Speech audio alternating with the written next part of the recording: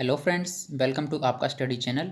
आज है 10 नवंबर 2020 और आज हम जो है 9 नवंबर और 10 नवंबर के जो भी इंपॉर्टेंट क्वेश्चंस हैं आपके एग्जाम पॉइंट ऑफ व्यू से, वो सभी इस वीडियो में हम डिस्कस करेंगे।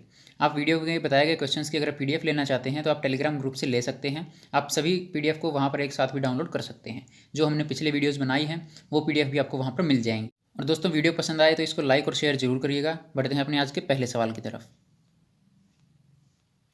आज का जो हमारा पहला सवाल है, अमेरिकी राष्ट्रपति चुनाव जीतने वाले जो बाइडेन कौन से राष्ट्रपति होंगे? तो इसका जो सही ऑप्शन होगा वो होगा ऑप्शन बी 46वें।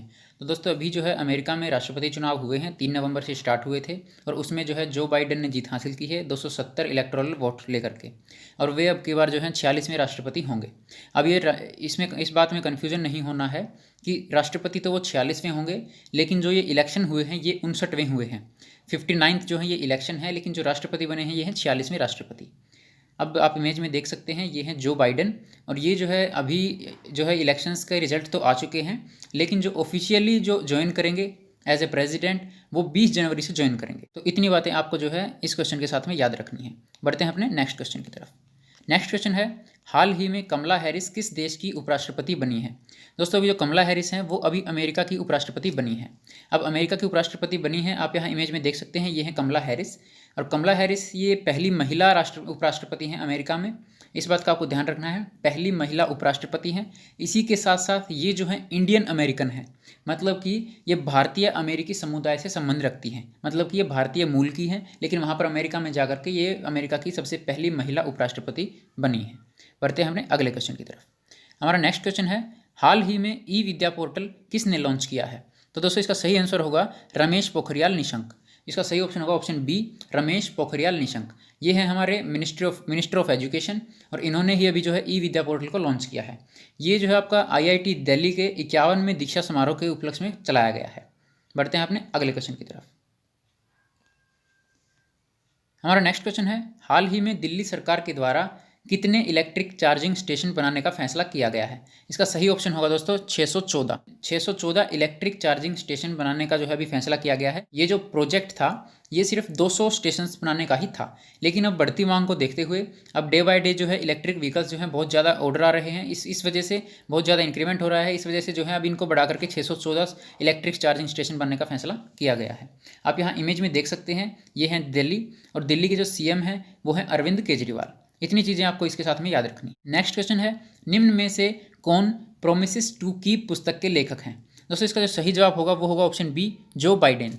जो बाइडेन अभी जो है हाल ही में अमेरिका के राष्ट्रपति बने हैं। इसी वजह से जो है ये क्वेश्चन आपके लिए इंपॉर्टेंट हो जाता है। प्रोमिसेस टू कीप जो बुक है ये जो बाइडेन के द्वारा जो है लिखी गई है, और इसी बुक के अंदर उन्होंने ये बात भी लिखी है कि उन्होंने जो पॉलिटिक्स के जो स्टार्टिंग की थी वो अपने दादाजी से की थी। ये बात उन्होंने इस बुक में लिखी हुई है, तो ये इसलिए आपके लिए जो है इंपॉर्टेंट हो जाता है। तो प्रोमिसेस टू कीप जो पुस्तक है ये जो बाइडेन के द्वारा लिखी गई है। आप यहाँ इमेज में देख सकते हैं, यही है promises to keep by Joe Biden, and ये पब्लिश हुई थी 2007 में।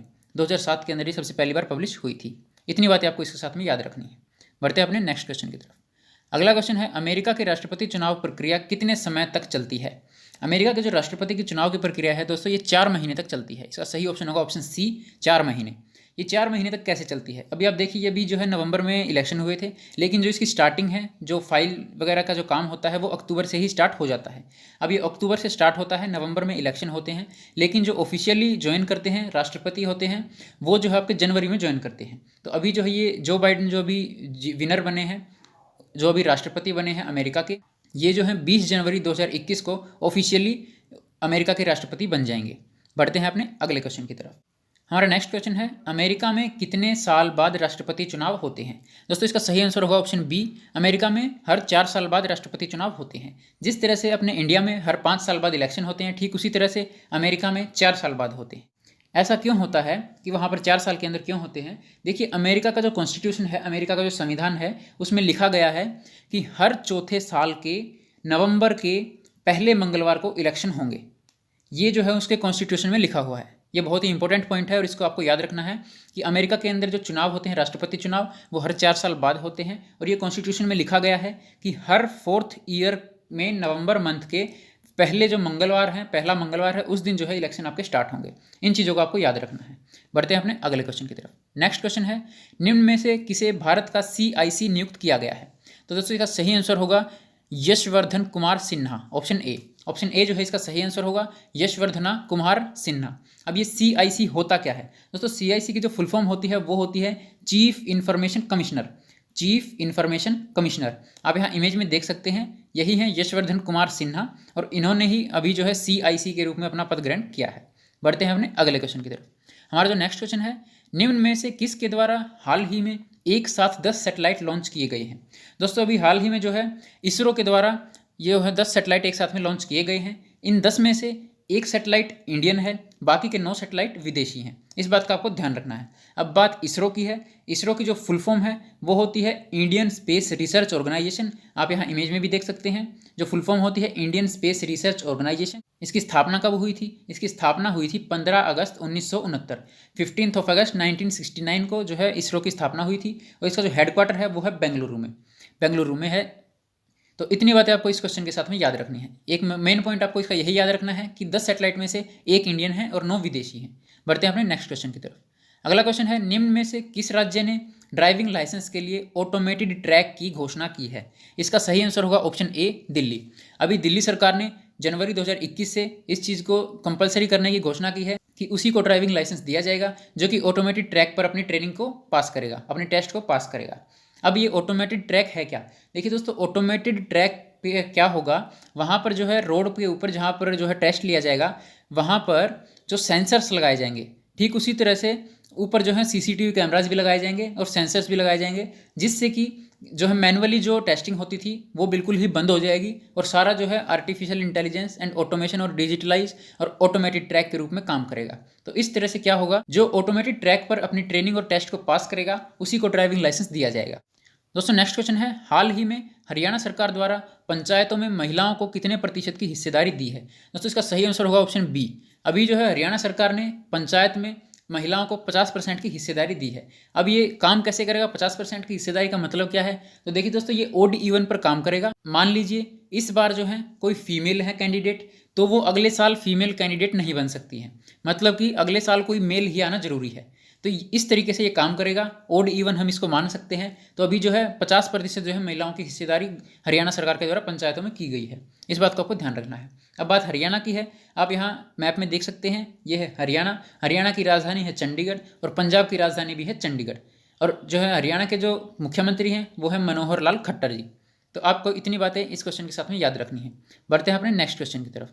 अगला क्वेश्चन है, निम्न में से कौन सा देश एक साथ 13 सैटेलाइट लॉन्च करने वाला दुनिया का पहला देश बन गया है? इसका सही ऑप्शन होगा ऑप्शन ए, चीन। अभी चीन ने जो है एक साथ 13 सैटेलाइट लॉन्च किए हैं और ऐसा दुनिया में पहली बार किया गया है। तो इस तरह से चीन जो है दुनिया का पहला देश बन गया है जिसने 13 सैटेलाइट को एक साथ में लॉन्च किया है। अब बात चीन की है, तो आप यहाँ मैप में देख सकते हैं, ये है चीन, इंग्लिश में बोला जाता है चाइना। और चाइना की जो कैपिटल है वो है बीजिंग और चाइना के जो प्रेसिडेंट हैं वो है शी जिनपिंग। अभी पिछले दिनों जो है चाइना में ही वर्ल्ड की सबसे बड़ी जनगणना जो है शुरू हुई है और ये जो है चीन की 7वीं जनगणना है। इन फैक्ट्स को भी आपको इसके साथ में याद रखना है। बढ़ते हैं अपने अगले क्वेश्चन की तरफ। नेक्स्ट क्वेश्चन है, हाल ही में 8 नवंबर 2020 को किस देश ने अपनी पहली जिम्नास्टिक अंतर्राष्ट्रीय प्रतियोगिता का आयोजन किया है? दोस्तों अभी जो है 8 नवंबर 2020 को पहली जिम्नास्टिक अंतर्राष्ट्रीय प्रतियोगिता, इसको ध्यान से पढ़ें, पहली जिम्नास्टिक अंतर्राष्ट्रीय प्रतियोगिता, ये जो है इसका सही ऑप्शन होगा वो ऑप्शन सी, जापान। अभी जापान ने जो है सबसे पहली जिम्नास्टिक इंटरनेशनल कंपटीशन का जो है आयोजन किया है।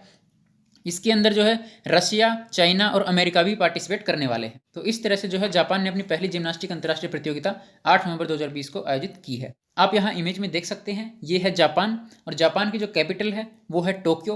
और जापान के अभी PM बने हैं हाल ही में पिछले मंथ के आसपास, तो उनका नाम है योशिहिदे सुगा। आप यहाँ इमेज में भी देख सकते हैं, ये हैं योशिहिदे सुगा जो अभी जो है जापान के प्राइम मिनिस्टर बने हैं। बढ़ते हैं अपने नेक्स्ट क्वेश्चन की तरफ। अगला क्वेश्चन है, निम्न में से कौन व्हाट्सएप पेमेंट सर्विस शुरू करने वाला पहला देश बना? इसका सही आंसर होगा आंसर डी, ब्राज़ील।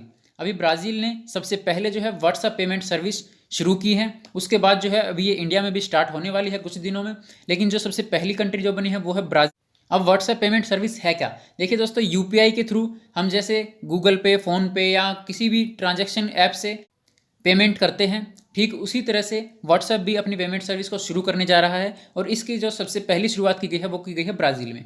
बात है ब्राज़ील की।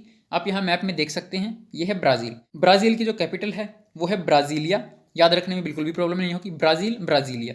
और जो ब्राज़ील के प्रेसिडेंट हैं वो हैं जैर बोल्सोनारो। जैर बोल्सोनारो आप यहाँ इमेज में भी देख सकते हैं, ये हैं जैर बोल्सोनारो और यही जो है ब्राज़ील के प्रेसिडेंट हैं। कैपिटल है ब्राज़ीलिया। इतनी बातें आपको जो है इस क्वेश्चन के साथ में याद रखनी है। अब बात करते हैं अपने लास्ट वीडियो के क्वेश्चन की। हमारा लास्ट वीडियो का क्वेश्चन था, हाल ही में रेड लाइट ऑन गाड़ी ऑफ अभियान कहाँ चलाया गया है। दोस्तों इसका जो सही आंसर है वो है ऑप्शन ए, दिल्ली। अभी दिल्ली में जो है पोल्यूशन को कंट्रोल करने के लिए जो है रेड लाइट ऑन गाड़ी ऑफ अभियान चलाया गया है। इसके बारे में हम पहले भी डिस्कस कर चुके हैं, लेकिन मैं आपको यहाँ पर भी बता देता हूँ कि जो रेड लाइट ऑन गाड़ी ऑफ जो अभियान है ये कैसे काम करेगा।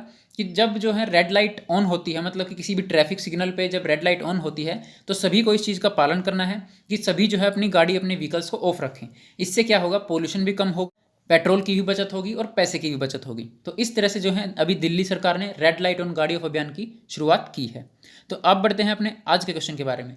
आज का जो हमारा क्वेश्चन है, किस राज्य में 210 मेगावाट क्षमता वाली लोहरी जल विद्युत परियोजना को निवेश मंजूरी दी गई है। आपके सामने ये 4 ऑप्शन हैं, आपको इन्हीं में से जो है आपको अपना आंसर कमेंट बॉक्स में देना है। वीडियो पसंद आई है तो लाइक जरूर करें, अपने फ्रेंड्स के साथ भी शेयर करना ना भूलें। डेली इसी तरह की वीडियो देखने के लिए हमारे चैनल को सब्सक्राइब जरूर करें। पीडीएफ के लिए आप हमारे टेलीग्राम ग्रुप को ज्वाइन कर सकते हैं, आप वहां से पिछली पीडीएफ भी डाउनलोड कर सकते हैं। Thanks for watching, have a nice day.